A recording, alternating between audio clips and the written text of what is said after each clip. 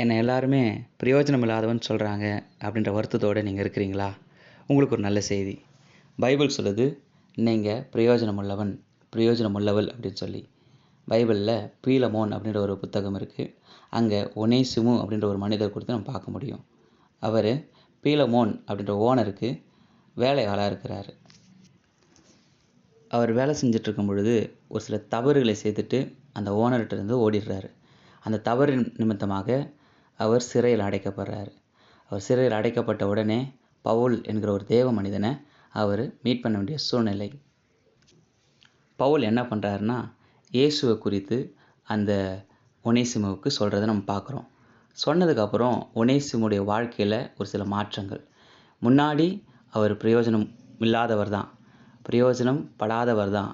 ஆனால் அந்த சுவிசேஷத்தை கேட்டதுக்கப்புறம், இயேசுவை கேட்டதுக்கப்புறம், இயேசுவை தெரிந்து கொண்டதுக்கப்புறம், இயேசுவை சொந்த இரட்சகராக ஏற்றுக்கொண்டதுக்கப்புறம் அவருடைய வாழ்க்கையில் ஒரு சில மாற்றங்களை நம்ம பார்க்குறோம். அப்போது பவுல் சொல்கிறாரு, முன்னே இவன் பிரயோஜனம் இல்லாதவன், ஆனால் இன்னைக்கு இயேசுவை குறித்து கேள்விப்பட்டதுக்கப்புறம் அவனுடைய வாழ்க்கையை மாறிடுச்சு, அவனை ஏற்றுக்கொள்ளுங்க, அவன் பிரயோஜனம் உள்ளவன் அப்படின்னு சொல்லி பீலமோனுக்கு லெட்டர் அனுப்புவதை நம்ம பார்க்குறோம். அதே போல் இந்த இயேசு உங்கள் வாழ்க்கையிலையும் வந்தா உங்கள் வாழ்க்கையிலையும் ஒரு மாற்றத்தை கொண்டு வருவார். நீங்களும் பிரயோஜனமுள்ளவர்களாக மாற முடியும். ஒரு சின்ன எடுத்துக்காட்டு சொல்கிறேன். எங்கள் வீட்டில் ஒரு கிரைண்டர் இருந்தது. அந்த கிரைண்டர் ரொம்ப வருஷமாக இருந்ததுனால அந்த கண்டென்சர் சீக்கிரத்தில் அது எரிஞ்சு போச்சு. எங்கள் அம்மா என்ன பண்ணிட்டாங்கன்னு சொன்னால், அந்த கிரைண்டரை தூக்கி ஓரமாக வச்சுட்டாங்க. இது யூஸ்லெஸ், இது பயனற்றது, நம்ம புதுசு வாங்கிக்கலான்னு சொல்லி.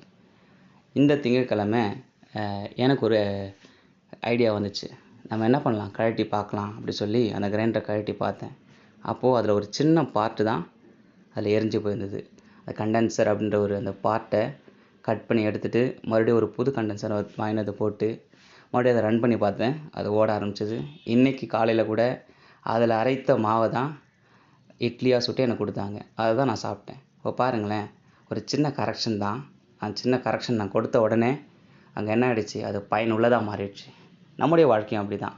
நம்முடைய வாழ்க்கையில் ஒரு சில தவறுகள் இருக்கும், பயனில்லாத தன்மைகள் இருக்கும்.